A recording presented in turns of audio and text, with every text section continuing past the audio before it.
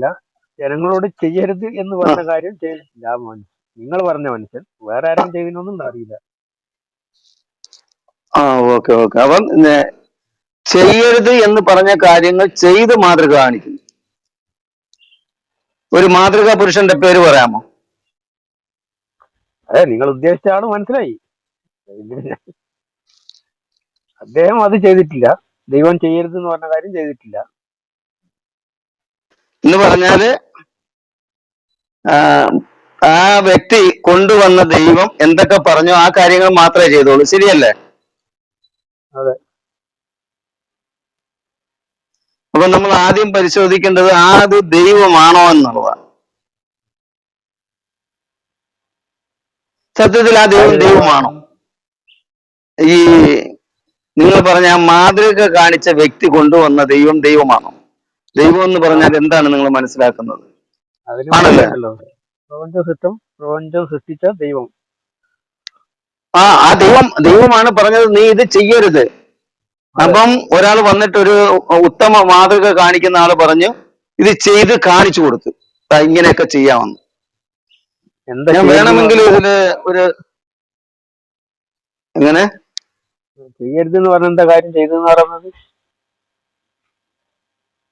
ചെയ്യരുത് എന്ന് പറഞ്ഞ കാര്യം ഇന്ന കാര്യങ്ങൾ ചെയ്യരുത്. ഞാൻ വേണേ വായിച്ച് കേൾപ്പിക്കാം. ഓക്കെ. അതെ, നിങ്ങൾ പറഞ്ഞാൽ മതി. എന്താണ് അത് പറഞ്ഞതെന്ന് പറഞ്ഞാൽ മതി.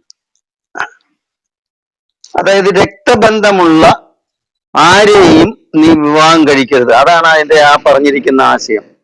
അതാരാ പറഞ്ഞത്? രക്തബന്ധമുള്ള അത് ആര് പറഞ്ഞു? ദൈവം പറഞ്ഞു. ഏത് ദൈവം? ദൈവം പറഞ്ഞത്. ഏത് ദൈവം? ഏതാണ് ദൈവം? സൃഷ്ടാവായ ദൈവം ആരാണ്? അല്ല, നിങ്ങൾ ഉദ്ദേശിക്കുന്ന ദൈവമായത് നമ്മൾ ഉദ്ദേശിക്കുന്നത് രണ്ടും രണ്ടുപേരാണല്ലോ. അപ്പൊ നിങ്ങൾ നിങ്ങൾ യേശുക്രിസ്തുവിന്റെ ദൈവം എന്ന് സമ്മതിച്ചല്ലോ. പറയുന്നത്, ഞങ്ങൾ അള്ളാഹുവിന്റെ ദൈവം എന്ന് പറയുന്നത്. അല്ലല്ല അല്ല നിങ്ങൾ അള്ളാഹു അല്ലല്ലോ. യേശുവിന്റെ പിന്നെ പിതാവായ ദൈവം. ആ പിതാവായ ദൈവം യഹോവ. യഹോവ അള്ളാഹു. കൽപ്പിച്ച് ഇതൊന്നും ചെയ്യരുതെന്ന്. അറബിയിൽ അള്ളാഹു അത് എന്നാണ്. അള്ളാഹു ആണോ? എന്നാ അറബിയിൽ ഓക്കെ അള്ളാഹു ഓക്കെ. അപ്പം നമുക്ക് അള്ളാഹു ആണോ ഒന്ന് പരിശോധിക്കാം. നമുക്ക് അള്ളാഹു ആണോ എന്നൊന്ന് പരിശോധിക്കാം. എന്ത് പറയുന്നു? നിങ്ങളുടെ കയ്യില് ബൈബിൾ വല്ലതും ഉണ്ടോ? ഇല്ലല്ല. ഇല്ല. നിങ്ങൾ എന്താണ് ഈ അള്ളാഹു ആണ് അതെ യഹോവ അള്ളാഹു ആണെന്ന് പറഞ്ഞത് എന്തുകൊണ്ടാണ്? അറബിയിൽ പറയുന്ന പേരാണ് ദൈവത്തിന് അള്ളാഹു. അറബിയിൽ പഴയ പറയുന്നതോ? പഴയ നിങ്ങൾ അറബി ബൈബിൾ എടുത്തു നോക്കിയാൽ അതിൽ കംപ്ലീറ്റ് അള്ളാഹുന്നേ കാണുള്ളൂ. ആണല്ലേ? ഉം. അപ്പം ഒരു സെക്കൻഡ്.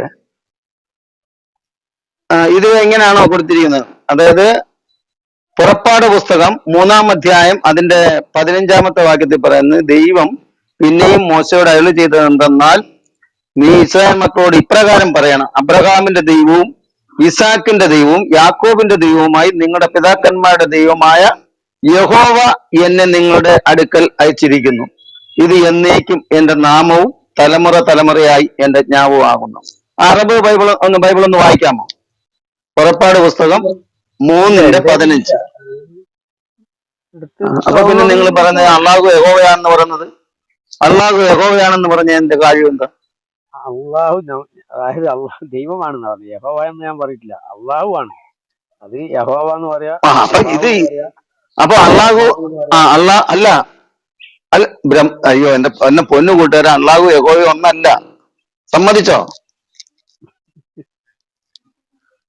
ഇനി അറബ് ഖുറാനിൽ പറയുന്നെന്നും പറഞ്ഞുകൊണ്ട് വരരുത്. അതൊരു ഓലപ്പാമ്പാണ്. ഓലപ്പാമ്പെന്ന് പറഞ്ഞാൽ മനസ്സിലാവോ? അല്ല, അതായത് ഞാൻ മനസ്സിലാക്കി, അള്ളാഹു അറബിയിൽ പറയുന്ന ദൈവത്തിന്റെ പേരാണ് അള്ളാഹു. അത്രേ ഉള്ളൂ. അതിൽ വേറെ ഇതൊന്നുമില്ല. അത് അത് അറബിയിൽ എന്ന് വെച്ചാൽ ഭാഷയിൽ പറയുന്ന പേരാണ്. കുറേശ് ഖുറേശികളുടെ ദൈവത്തിന്റെ പേരാണ് അള്ളാഹു. ശരിയല്ലേ? അല്ല, ചന്ദ്രദേവൻ. മൊത്തത്തിലുള്ള മൊത്തത്തിലുള്ള അതായത് ഇപ്പം മിസ്രിലൊക്കെ ഈജിപ്തിലൊക്കെ അത് ഉള്ള എവിടെ ക്രിസ്ത്യാനികൾ പറഞ്ഞിരിക്കുന്നു? അള്ളാഹു ഈ അള്ളാഹു എന്നാ പറയുന്നത്. ഏ, ഈജിപ്തിലുള്ള അയ്യോ അള്ളാഹു എന്ന് ക്രിസ്ത്യാനികളൊക്കെ. പറഞ്ഞാൽ അത് അപ്പൊ അവര് ഈ 3-ാം വാക്യം വായിച്ചിട്ട്, അതായത് 3:15, പുറപ്പാട് പുസ്തകം 3:15 വായിച്ചിട്ട് അത് അള്ളാഹു എന്നാണോ വായിക്കുന്നത്? അതറിയില്ല. ഈജിപ്തിലെ ക്രിസ്ത്യാനികള് അള്ളാഹു എന്നാ പറയുന്നത്. എന്റെ പൊന്നു കൂട്ടുകാരെ, ഇവിടെ നമ്മുടെ വടക്കേ ഇന്ത്യയില് അള്ളാഹുവിന് പരമശിവൻ എന്ന് പറയുന്നത് അത് തന്നെയാണോ? ഈ പ്രപഞ്ചം സൃഷ്ടിച്ച് പരിപാലിച്ച് കൊണ്ടുവന്ന ആരോ അവൻ അള്ളാഹു. അതാണ് നമ്മൾ പറയുന്നത്. അവനാണ് അല്ലെങ്കിൽ അള്ളാഹു. അതായത് ഈ പേരിട്ട് കളിച്ചാൽ വേണ്ടില്ല. കാബയിലിരുന്ന കല്ലാണ് അള്ളാഹു, ശരിയല്ലേ? കല്ലാണോ പ്രപഞ്ചം സൃഷ്ടിച്ചത്? അല്ല, അതെ. ആണോ? കായബയിലിരിക്കുന്ന കല്ലാണോ പ്രപഞ്ചം സൃഷ്ടിച്ചത്? അത് സ്വർഗത്തിൽ നിന്ന് കൊണ്ടുവന്ന ഒരു കല്ല് എന്നല്ലേ ഉള്ളൂ. അതാ ഞാനൊരു ലിങ്ക് ഇടുന്നുണ്ട്. ഈ വലിയവൻ ആരാണ്? ഇവിടെ നമ്മുടെ സഹോദരി വന്നിരിപ്പുണ്ടല്ലോ. അള്ളാഹുവിന്റെ റസൂൽ അന്ന് ഒട്ടകപ്പുറത്ത് കയറി തവാഫ് നടത്തി. അന്ന് നബി സല്ലല്ലാഹു അലൈഹി വസല്ലമയുടെ കാലിന് പരിക്കേറ്റിയിരുന്നു. അദ്ദേഹം മൂലയിൽ വരുമ്പോഴെല്ലാം കറുത്ത കല്ലുമായി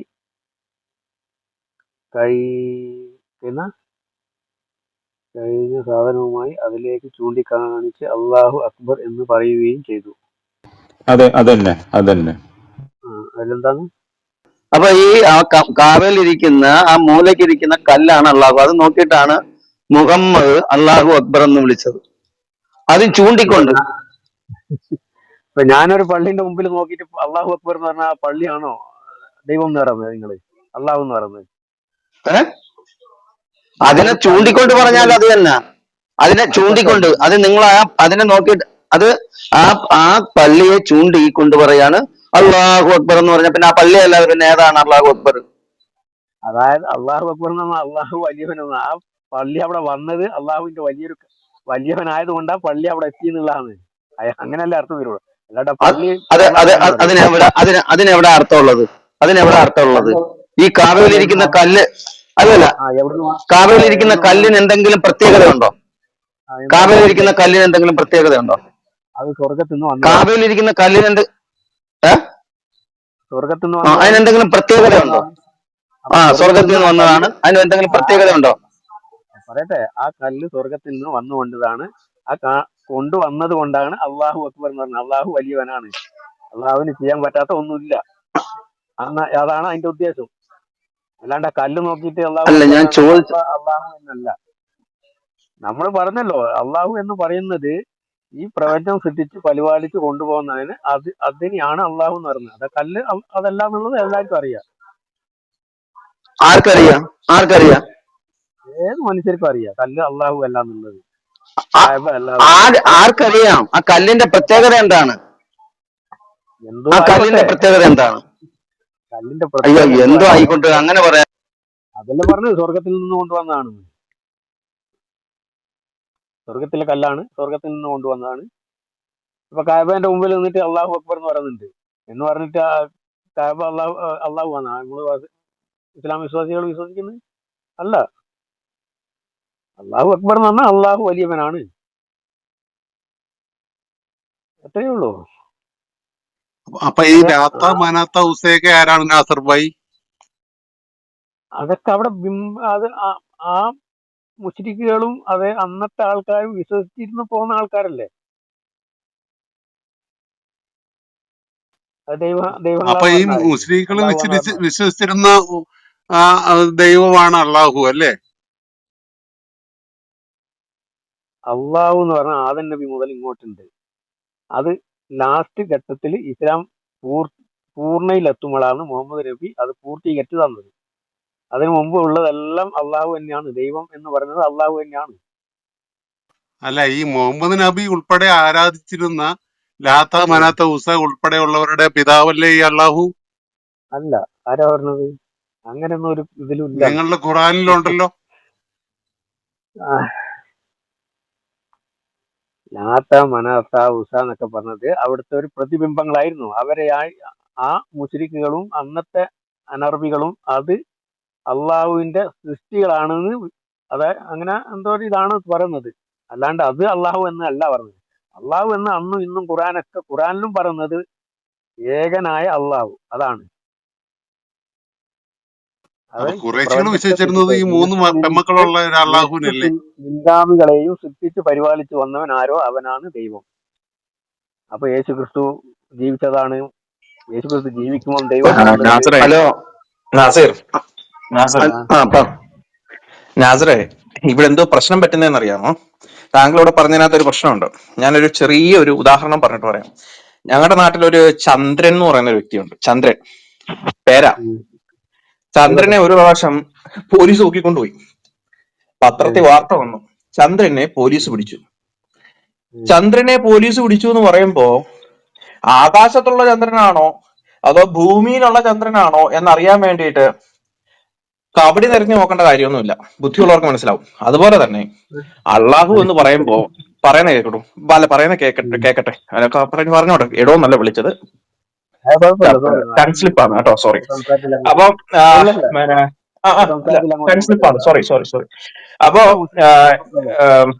അള്ളാഹു എന്ന് പറയുന്നത് നിഘണ്ടു പ്രകാരം ദൈവം എന്നൊരു അർത്ഥമുണ്ട്, ഇല്ലെന്ന് നമ്മൾ സമ്മതിക്കുന്നില്ല. അപ്പോ ഈ വിവർത്തകര് എഴുതുന്ന സമയത്ത് നിഘണ്ടുവിലുള്ള പദം അള്ളാഹു തത്തുല്യത്തിലായത് കൊണ്ട് ബൈബിളിനകത്ത് ദൈവം എന്നുള്ളിടത്ത് നിങ്ങളുടെ അള്ളാഹു ഒന്നല്ല എന്നുള്ളതാണ് പറഞ്ഞത്. കാരണം ഖുറാനകത്ത് തന്നെ പറയുന്നുണ്ട്, എനിക്ക് അള്ളാഹുവിനെ ആരാധിച്ചിരുന്നവരായിരുന്നു ഖുറേഷികൾ. അതിനകത്ത് താങ്കൾക്ക് സംശയമൊന്നും ഇല്ലായിരുന്നല്ലോ. കാരണം മുഹമ്മദിന്റെ അപ്പനെന്ന് കരുതപ്പെടുന്ന വ്യക്തിയുടെ പേര് അബ്ദുള്ള എന്നായിരുന്നു.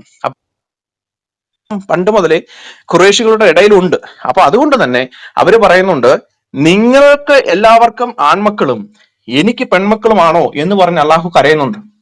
മനസ്സിലായില്ലയോ? അപ്പോ ഖുറേഷികൾ ആരാധിച്ചുകൊണ്ടിരുന്നത് അള്ളാഹു എന്ന് പറയുന്ന ഒരു ദേവനെയായിരുന്നു. ആ ദേവനെ തന്നെയാണ് ഇസ്ലാം ആരാധിക്കുന്നത്. അതിനകത്ത് താങ്കൾക്ക് ഒരു സംശയവും ഇല്ലെന്നുള്ള കാര്യം എനിക്ക് വ്യക്തമായിട്ട് അറിയാം.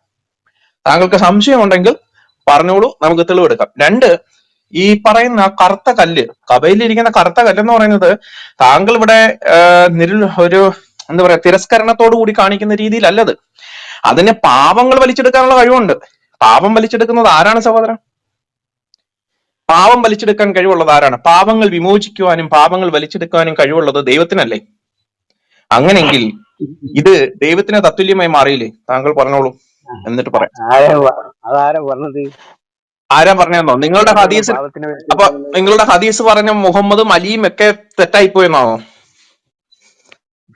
താങ്കൾ ആ ഹദീസ് വായിച്ചിട്ടുണ്ടോ? അത് അല്ല, അങ്ങനെ ഞാൻ പറയാം. അതായത് നമ്മളിപ്പോ ഹജ്ജിന് പോയി കഴിഞ്ഞാല് അവിടെ തിരക്ക് കൊണ്ട് അത് അടുത്ത കുറച്ച് ആൾക്കാർക്ക് മാത്രമേ അത് മുട്ടാൻ പറ്റുള്ളൂ. പോകുന്ന ഈ 1-2 ലക്ഷം പേർക്കൊന്നും അത് മുട്ടാൻ പറ്റൂല. ബ്രദറെ, അത് അപ്പൊ അങ്ങനെ ആവുമ്പോ എല്ലാരും അല്ല മുട്ടണം. സഹോദര, അത് ആരൊക്കെ മുത്തുന്നു എന്നുള്ളതല്ല, എല്ലാവർക്കും മുത്താൻ പറ്റുമോ എന്നുള്ളതല്ല. നിങ്ങളുടെ അല്ല, ആ അത് ഒരു അങ്ങനെയില്ല. രീതിയാണ് ഞാൻ പറഞ്ഞത്. അല്ലല്ല, അത് ഉമറിന്റെ ഒരു ചരിത്രമുണ്ട്. അതായത് ആ കല്ലിനെ മുഹമ്മദ് നബി മുത്തിയത് കൊണ്ടാണ് ഞാൻ എന്തിനാ മുത്തിയത്, മുഹമ്മദ് നബി മുത്തിയത്? അല്ലെങ്കിൽ അത് മുത്തുമായിരുന്നു. മുഹമ്മദ് എന്തിനാ മുത്തിയത് അതിനകത്ത്? അതുകൊണ്ടല്ലേ പറഞ്ഞത്, അത് അല്ല, സ്വർഗത്തിൽ നിന്ന് കാരണം കൊണ്ടുവന്ന ഒരു ഇതാണ്. സ്വർഗത്തിൽ നിന്ന് അതിന് വന്ന കല്ലാണ്. പ്രത്യേകത അപ്പൊ അത് സാധാരണ കല്ലാണോ? അല്ല, അല്ല. ഇതിന് പാപം വലിച്ചെടുക്കാനുള്ള കഴിവുണ്ടോ? അതൊന്നുമില്ല. അല്ലയോ? പിന്നെ എങ്ങനെ ഈ വെളുത്ത കല്ല് കറുത്തതായി പോയത്? വെളുത്തതല്ലല്ലോ. അജുവൽ അല്ല, അജുർ അജുറുൽ അസ്വദ് എന്നാണ് ആ കല്ലിന്റെ പേര്. അപ്പൊ കറുത്തത് തന്നെയാണ്. അത് ഓ, വെളുത്തതല്ല. ഓക്കെ ഓക്കെ നിങ്ങളത് ഓക്കെ ഓക്കെ. വെളുത്തത് ചുമ വെച്ച് കറുത്തതിനാക്കി എന്നാണ് അജറുൽ അസ്വദ്. അതായത് ആരാക്കിയെന്നാണ്? കറുത്ത കല്ല്. ആരാക്കിയെന്ന്? ഞാൻ ഇവിടെ തെളിവിട്ടിട്ടുണ്ട്. അല്ല, ഞാൻ തെളിവിട്ടിട്ടുണ്ട്. നിങ്ങൾ പറഞ്ഞു അത് കറുപ്പിച്ചതാണ്. അത് വെളുത്ത കല്ലായിരുന്നു. അത് നമ്മൾ മുത്തം കൊടുത്ത് മേളിൽ താണ്ട കറുത്ത് പോയി. അച്ചമിച്ച പാമ്പ് വലിച്ചെടുത്ത് കറുത്ത് പോയിരുന്നു. അജറുൽ അസ്വദ് അച്ചമിച്ച എന്ന് പറഞ്ഞാൽ കറുത്ത കല്ല്, അത്രേ ഉള്ളൂ. അത് ബ്രദറെ, ഈ കല്ല് മേളിൽ നിന്ന് വരുമ്പോ വെള്ള കല്ലായിരുന്നു. ഞാൻ ഹദീസ് എടുക്കണോ? കല്ലാണ്.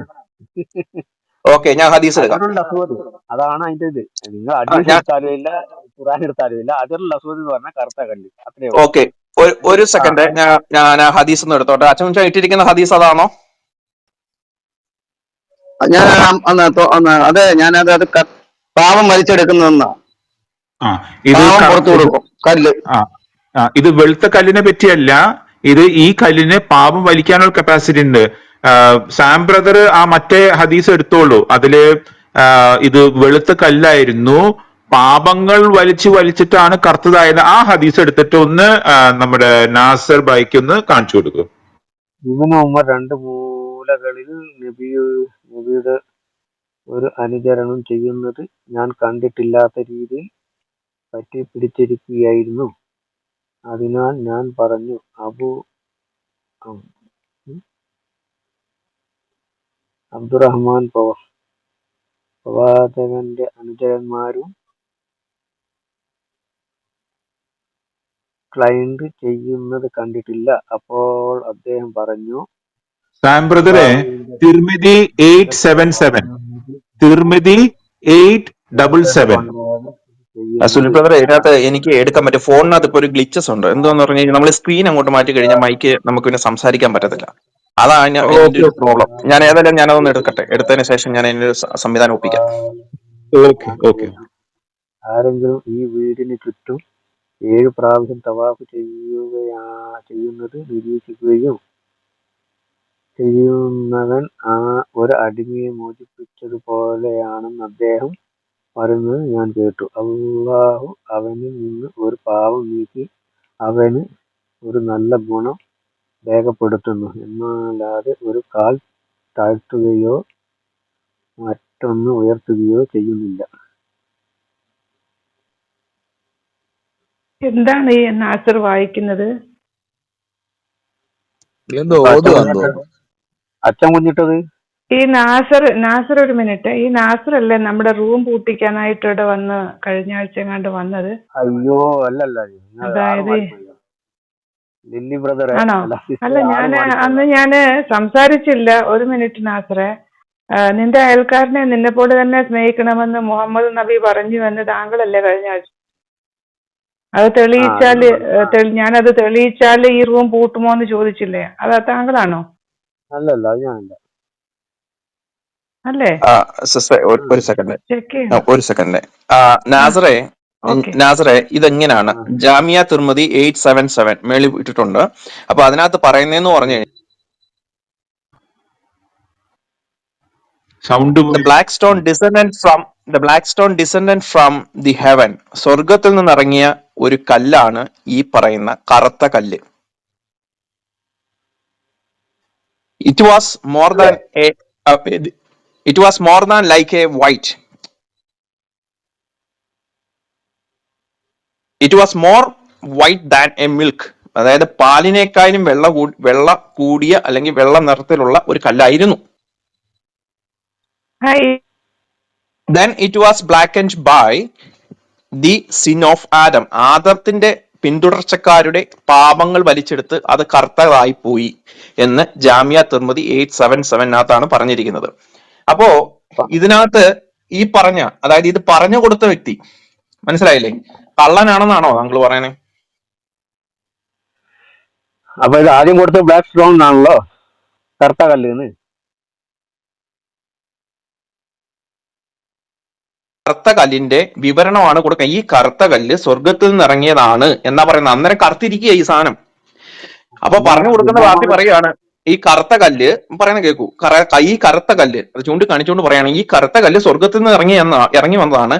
ആ ഇറങ്ങുന്ന സമയത്ത് ഇത് വെളുത്തിരുന്നയാ, പാലിനേക്കാളും വെള്ളയായിരുന്നു. പിന്നെ ഇത് കറുത്തു പോയതിന്റെ കാരണവും പറയുന്നുണ്ട്.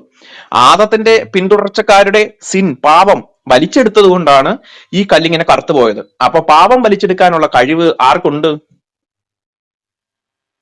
ഈ കറുത്ത കല്ലിനുണ്ട്.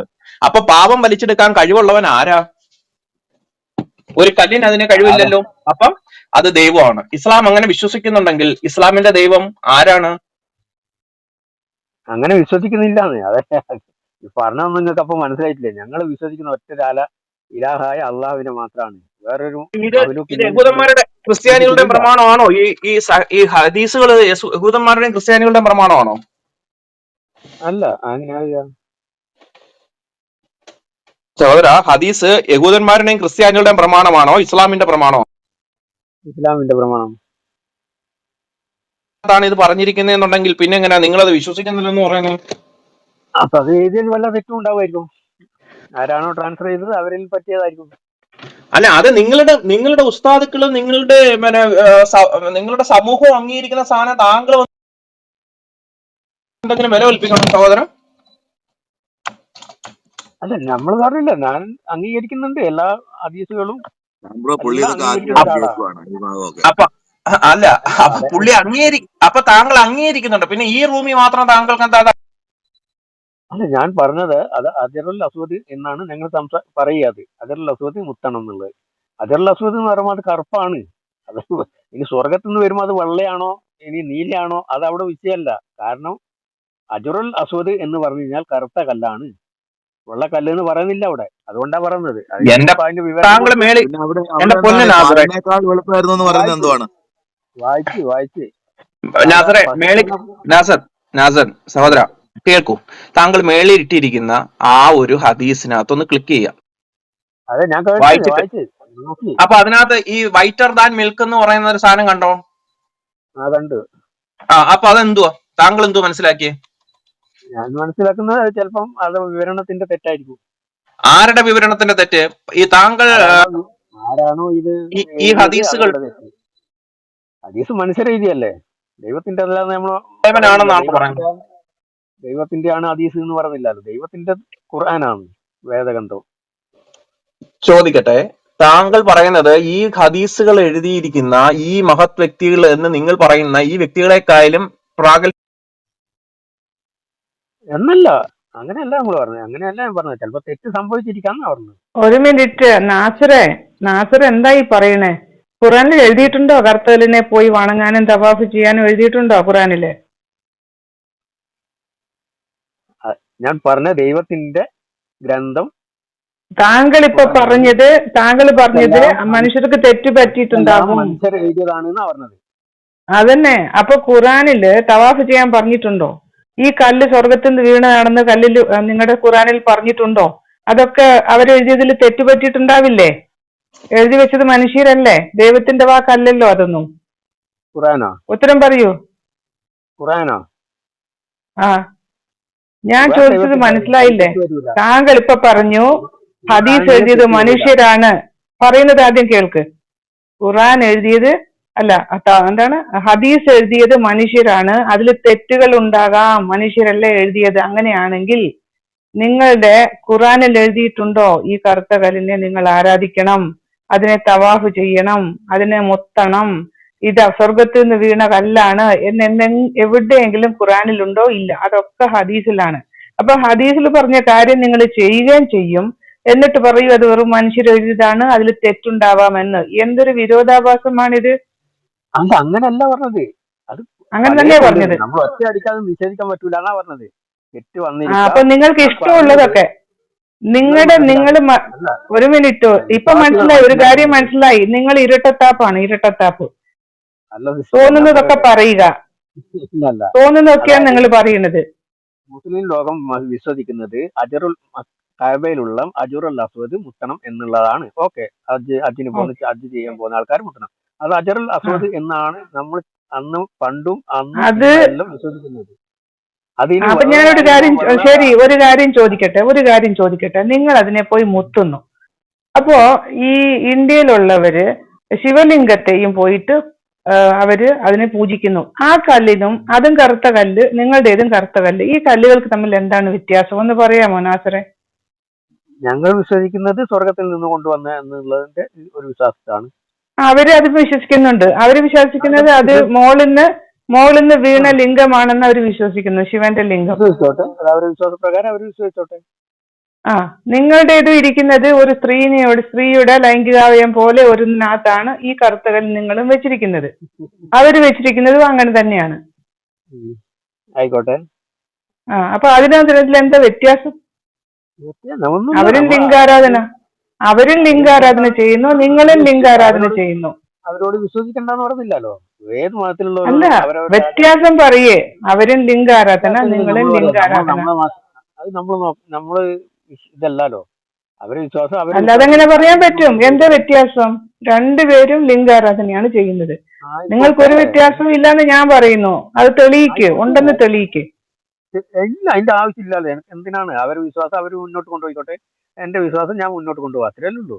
നിങ്ങളെ വിശ്വാസം പിന്നെ എന്തിനാണ് അവരുടെ അമ്പലങ്ങളെല്ലാം തച്ചുടച്ചിട്ട് നിങ്ങൾ അവിടെ വേറെ അമ്പലത്തിന്റെ മുകളിൽ പണിതത്, പള്ളി പണിതത്? അതൊന്നും അതിൽ ലിംഗാരാധനയായിരുന്നു, നിങ്ങളും ലിംഗാരാധനയാണ്. ഞാനൊക്കെ ജനിക്കുന്നതിന്റെ എത്രയോ 500 വർഷങ്ങൾക്ക് മുമ്പുള്ള സംഗതിയാണ്. അതൊന്നും ഇപ്പൊ നമ്മളോട് ചോദിച്ചു കഴിഞ്ഞാൽ എനക്കൊന്നും പറയാൻ പറ്റില്ല. ശരി അത് വിട്, ശരി അത് വിട്. ഞാൻ വ്യത്യാസം പറ. അവരുടെ ആരാധനയ്ക്കും നിങ്ങളുടെ ആരാധനയ്ക്കും എന്ത് ചോദിക്കരുതെന്ന് പറഞ്ഞാൽ വ്യത്യാസം? അതില്ല, നടന്നിട്ടില്ല എന്നൊക്കെ. അത് അവരുമായിട്ട് ആയിക്കോട്ടെ. നാസറെ ചോദ്യത്തിന് ഉത്തരം പറ. നാസറെ ചോദ്യത്തിന് ഉത്തരം പറ. സിസ്റ്ററെ, അതും ഇതും പറയാതെ. ചോദ്യം ഒന്ന് റീഫ്രേസ് ചെയ്തേ. ഹിന്ദുക്കള് വിഗ്രഹാരാധികളാണോ എന്നൊന്ന് ചോദിച്ചേ. ഒന്നീ ആണ് അല്ലെങ്കിൽ അല്ലെന്ന് പുള്ളി പറയട്ടെ, പിന്നീട് ആവട്ടെ അടുത്ത അതാണ് ക്വസ്റ്റ്യൻ. അവരായിക്കോട്ടെ. അല്ല, അവരാണോ അല്ലയോ? ആയിക്കോട്ടെ. അവരാണോ അല്ലയോ? നിങ്ങളെ അഭിപ്രായം എന്താ? ആണെന്നാ. ആണല്ലോ. ആണെന്തോന്നല്ല, ആണെന്നാണ്. ആണെന്ന് എല്ലാവർക്കും താങ്കളുടെ അറിയാലോ. അഭിപ്രായം എന്തോ? അവര് വിഗ്രഹാരാധികളാണോ? നിങ്ങൾക്ക് എന്താണ് അഭിപ്രായം? അത് തന്നെയാണ് എന്റെ അഭിപ്രായം. അപ്പൊ എന്റെ അഭിപ്രായം എന്ന് പറഞ്ഞു കഴിഞ്ഞാൽ, അത് എന്റെ അഭിപ്രായം യേശുക്രിസ്തു ദൈവമാണെന്നാ. താങ്കളുടെ അഭിപ്രായം എന്തോ? അവിടെ വിഭാരം ഉണ്ടോ? ഇല്ല, എന്റെ വിശ്വാസമാണ് താങ്കളുടെ വിശ്വാസം എന്ന് പറഞ്ഞല്ലോ, അതുകൊണ്ട് ഞാൻ പറഞ്ഞതാ. എന്റെ വിശ്വാസം യേശുക്രിസ്തു ദൈവമാണെന്നാ. താങ്കളുടെ വിശ്വാസം എന്തോ? ദൈവം അള്ളാഹു ദൈവമാണെന്നുള്ളത്, യേശു ക്രിസ്തു ഞാൻ പ്രവാചകനാണെന്നുള്ളത്. പറഞ്ഞത് താങ്കൾ പറഞ്ഞ് എന്റെ വിശ്വാസം എന്താണോ അതാണ് താങ്കളുടെ വിശ്വാസം എന്ന് പറഞ്ഞത്. അപ്പൊ എന്നെ ചാരി അങ്ങ് പോവാന്ന് വിചാരിച്ചു കഴിഞ്ഞാൽ നടക്കത്തില്ല നാസറെ. ഈ കറുത്ത കല്ല് പറയുന്നല്ലേ ഞാൻ ഈ പറഞ്ഞത്. കറുത്ത കല്ല് എന്തിനാ നാസറെ ഈ കറുത്ത കല്ല് താഴെ ഭൂമിയിലോട്ട് അള്ളാഹു ഇങ്ങനെ പടച്ച താഴോട്ട് വിട്ടേണ്ട കാര്യം എന്തുവാ? ഒന്ന് പറഞ്ഞു തന്നെ. എന്തിനാ? Four what purpose?